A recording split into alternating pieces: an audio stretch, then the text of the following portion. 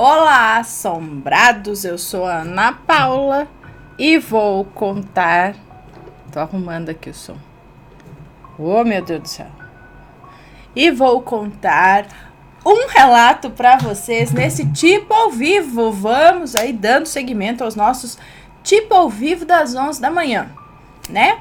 Tudo bem com vocês? Passaram bem de ontem para hoje? Espero que sim, que esteja tudo certinho, bonitinho. Pessoal, nos outros tipos ao vivo aí ao longo da semana, provavelmente vocês me verão com a mesma roupa, tudo igual. Eu falo, gente, a Ana não toma banho, ela não troca de roupa. Não é porque eu tô gravando tudo numa leva só, num pancadão, pra eu poder ter tempo de fazer outras coisas além, sabe? Então é por isso, tá? Tô explicando que eu tomo banho sim, tá bom? Bom, Pra quem não conhece, nós somos o canal Assombrado, temos vídeos todos os dias no canal, todas as noites tem relato ao vivo por volta das 10 ou 11 horas da noite e todos os dias às 11 da manhã tem relato também como este daqui, tipo ao vivo, de segunda a sexta-feira. De sábado tem coletânea de relatos, de domingo tem coletânea temática de relatos. E 12:30 tem os vídeos do Matheus, Almanaque Assombrado de segunda a sexta e notícias de sábado e domingo, e um domingo ou outro especial do Matheus. Temos a nossa loja virtual, a Loja Assombrada, onde você vai encontrar diversos produtos, principalmente camisetas que brilham no escuro. Essa daqui é uma das camisetas da nossa loja, mas essa aqui não brilha no escuro, mas essa daqui tá muito bonita, muito diferente. Que mais? Acho que é isso, pessoal. E lembrando vocês que estaremos na Horror Expo esta semana, dias 18, 19 e 20, lá no Anhembi, em São Paulo, tá? Entra lá no site horrorexpo.com.br, saiba maiores detalhes. E você tem cupom de desconto com o Assombrado também. Hora de comprar o ingresso, digita lá Assombrado no cupom de desconto, que você ganha 20% de desconto no valor do seu ingresso. Certinho? Então vamos ao primeiro e único, né, relato de hoje. Cadê você, relato? Achei. Vamos ver. É um relato longo, mas ele não é muito longo. Tá, vamos lá. Tulpa, pesadelo real. Eu já li um relato aqui sobre tulpas, tá? E esse aqui é um outro. Vamos ver. Boa tarde. Relato sobre tulpa, degeneração maligna de uma materialização do subconsciente. Vamos lá. O amigo. Tá. O nome do relato é O Amigo, então, não é tulpa. Enfim, relato, O Amigo. Saudações. Primeiramente, gostaria de me introduzir brevemente, né, e explicar os motivos deste e-mail. Meu nome é fulano, nome alterado já, mas é fulano. Tenho 28 anos, sou médico e capixaba. Escrevo este relato por orientação e recomendação de um amigo próximo, a fim de alcançar a maior quantidade possível de pessoas para que não cometam o mesmo equívoco que me faz padecer suas consequências. Esse é um relato sobre o arrependimento. Deixa eu só ver aqui uma coisa. Só um minuto.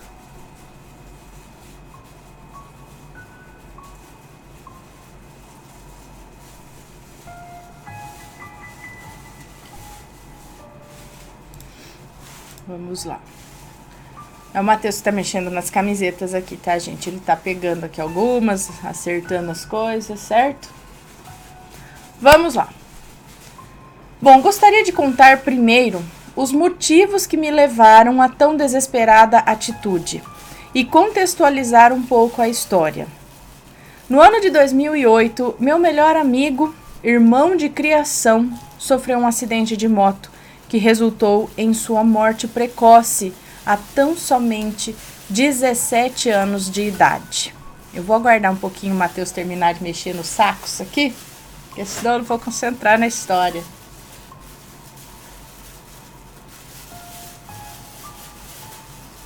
Eu fiquei aqui 2 horas para começar a contar os relatos. A hora que eu comecei, ele veio mexer nas sacolas, pegar as camisetas, né? Pronto. A carinha dele. Espero que o pessoal Me não fique bravo desculpe, comigo. me desculpe. Daqui a pouco eu vou. Pronto. Não, você espera eu terminar o relato. Tudo bem. Só delicadamente assim a gente pede. Você espera eu terminar o relato. Você não ousa entrar aqui. Pronto. Vamos lá. Voltando um pouco então. Primeiro, gostaria de contar os motivos que me levaram a tão desesperada atitude e contextualizar um pouco a história.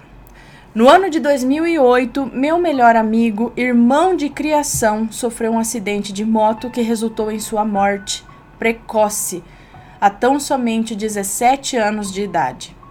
Nessa época eu começara a minha faculdade e a solidão da vida de estudante, morando em uma cidade distante a minha, longe de todos os meus seres queridos, e tenho que lidar com a dor do luto pela perda de meu amigo. Vou chamá-lo de João. Tudo isso me levou a um estado de depressão e ansiedade. Foi por esse estado irritantemente melancólico que resolvi buscar alívio na religião. Tentei muitas, todas as comuns de vertente cristã, matriz africana, kardecistas, entre outras, sem sucesso. Passando-se aproximadamente 1 ano desse ponto, eu conheci um colega de faculdade, vou chamá-lo de Pedro. E em uma tarde, depois de algumas cervejas, lhe contei tudo o que havia passado com João e como me sentia.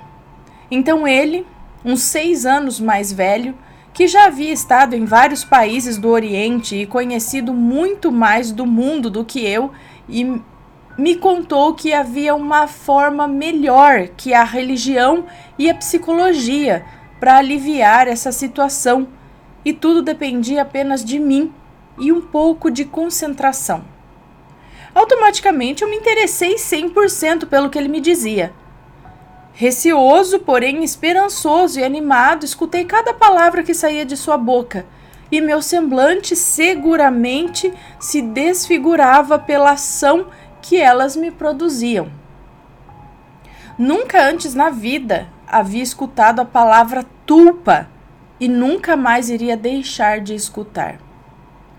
A definição clássica diz que tulpa é uma entidade ou objeto que, segundo o budismo tibetano, pode ser criado unicamente pela força da vontade, envolvendo meditação, concentração e visualização intensas. Pode ter a forma de uma pessoa, de um animal, de um objeto ou até uma monstruosidade.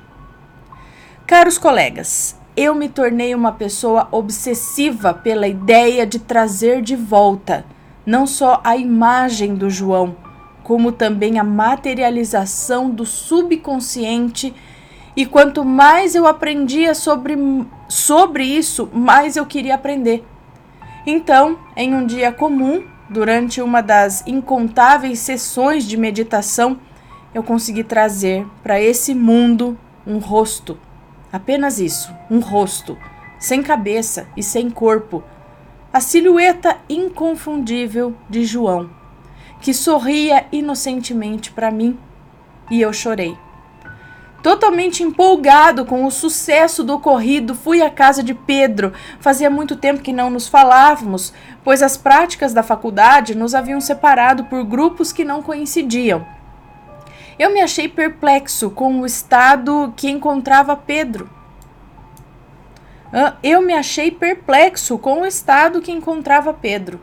Totalmente degradado, como se houvesse semanas que não dormia. Eu sabia que isso não se atribuía à rotina universitária e me preocupei com as outras possibilidades. Em uma conversa honesta, ele me contou que estava abusando de benzodiazepínicos, medicações para dormir e para ansiedade, e que isso havia sido resultado da perda do controle sobre a sua tulpa, ou seu tulpa. que tinha a imagem de sua irmã de 8 anos, que vivia no Acre, porém sentia muitas saudades dela. E que esse havia assumido o controle de sua consciência e havia se tornado autônomo e errático, e às vezes possuía a malícia e perversidade de um demônio, não o deixando dormir nem ficar sozinho por muito tempo. Por isso, ele tomava a medicação e tinha sempre pessoas aleatórias em seu apartamento. Conhecendo-o e analisando seu estado mental, eu deduzi que ele me apontava a consequência como causa, que na verdade a sua mente instável projetava sobre a tulpa sua instabilidade, e esse era um mero reflexo de sua negligência pessoal. Eu voltei ao meu apartamento, onde bastava eu pensar para acender ao rosto do meu amigo.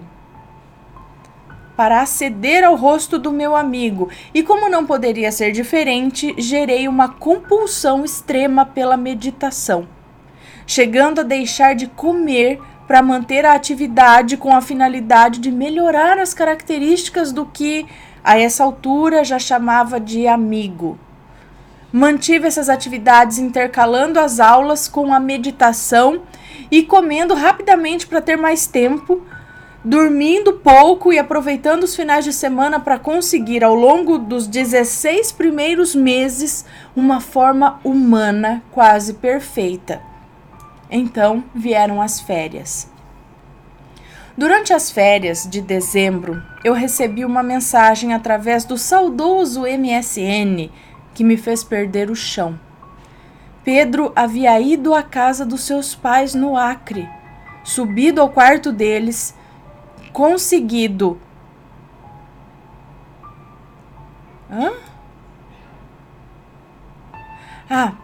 Pedro.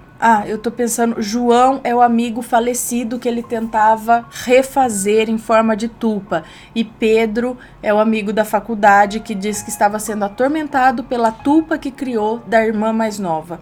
Enfim, vou dar uma amenizada na situação aqui, porém, Pedro havia ido à casa de seus pais no Acre, subiu ao quarto deles, teve acesso a uma arma e acabou tirando a própria vida. Não deixou carta nem explicações. Não deixou mensagens de adeus ou mensagens de culpa.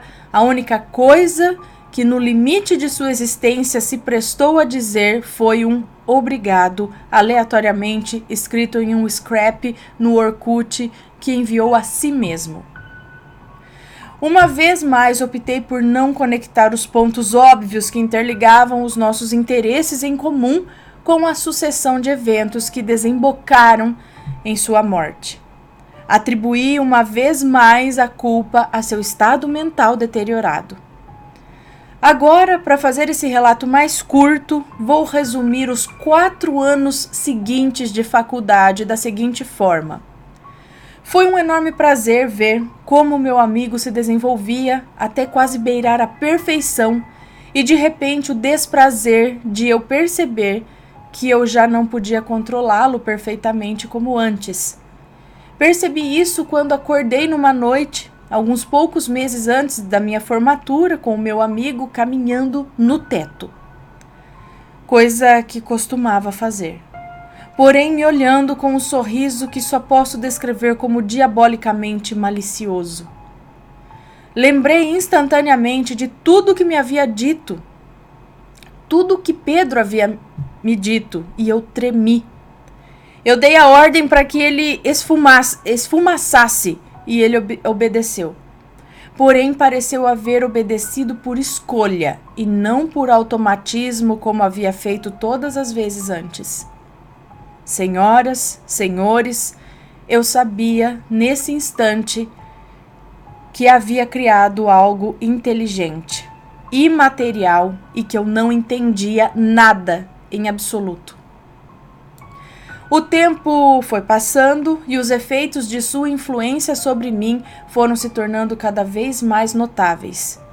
Eu tinha medo de dormir constantemente e a essa altura experimentava pesadelos terríveis quando conseguia. Não tinha fome, eu não tinha ânimo, porém tinha uma certeza. Eu precisava me livrar rápido do meu amigo. A primeira decisão que tomei foi a mais óbvia. Se ele somente se manifestava em meu apartamento, eu devia procurar outro lugar para viver. E assim foi. Me mudei e não voltei a vê-lo por 4 dias. Quando reapareceu com uma expressão furiosa em seus rostos. Certo, eu esqueci de mencionar que ele se modificava sem a minha influência nessa etapa. E já tinha silhuetas como a primeira em vários lugares, e tinha silhuetas como a primária em vários lugares de seu corpo e que lhe atribuíam um aspecto bastante tétrico. As coisas pioraram desde então. Foi a primeira vez que tive medo de morrer. A segunda coisa que tentei foi um ritual de exorcismo budista que não influenciou em nada sua conduta, negativa ou positivamente. A terceira foi consultar um sábio budista sobre o que deveria fazer. Algo complicado, pois não há sábios budistas em todas as esquinas do Brasil. Foi quando pensei que talvez poderia encontrar onde tudo havia começado. O estado de Pedro. Eu estava correto dessa vez. E consegui entrar em contato com essa senhora. Sim, era uma sábia, no final das contas. Que após me reprimir severamente, me disse o que deveria fazer. Desconstruir da mesma forma que construí. Tudo em conta que esse e-mail já está bastante largo, vou resumir uma etapa uma vez mais. Hoje, 2018, então na verdade foi 2018, agora 2019, mas hoje, 2018, na época que ele enviou, eu ainda tenho que conviver com meu amigo. Nesse exato momento, estou em uma cafeteria. São 4 da tarde e essa é a única forma de conseguir jogar essa mensagem na garrafa sem sofrer as retaliações dele. Eu já consigo afastá-lo de mim quando não estou ansioso, coisa que ficaria se estivesse em minha casa escrevendo esse relato. Mas ainda o escuto rondando a casa, se movendo e sussurrando nos quartos. Às vezes me chama pelo nome, às vezes o vejo a algumas habitações de distância e nos reflexos externos e, obviamente, nos meus frequentes pesadelos.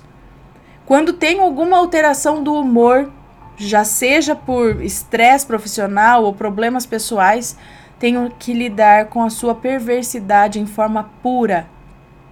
Ele ainda não conseguiu me infligir dano físico, embora me foi dito que em algum momento eles podem ser capazes disso.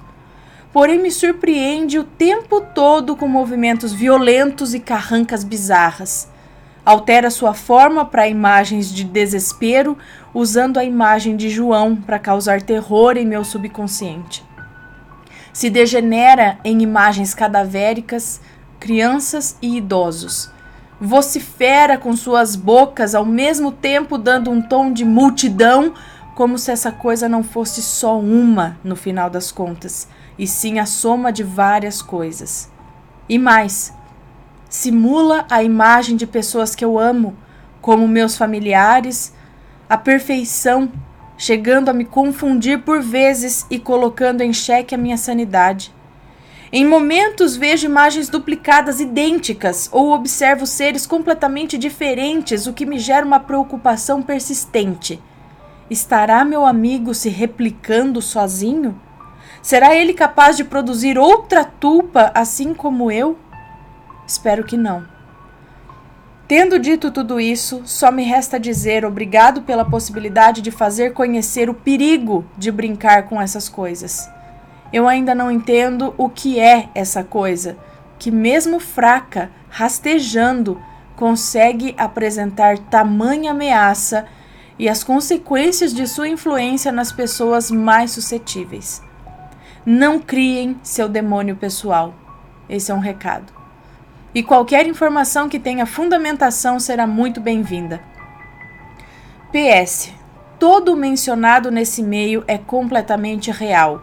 As datas e os nomes foram alterados para minha proteção profissional e proteção dos entes queridos das vítimas desse caso.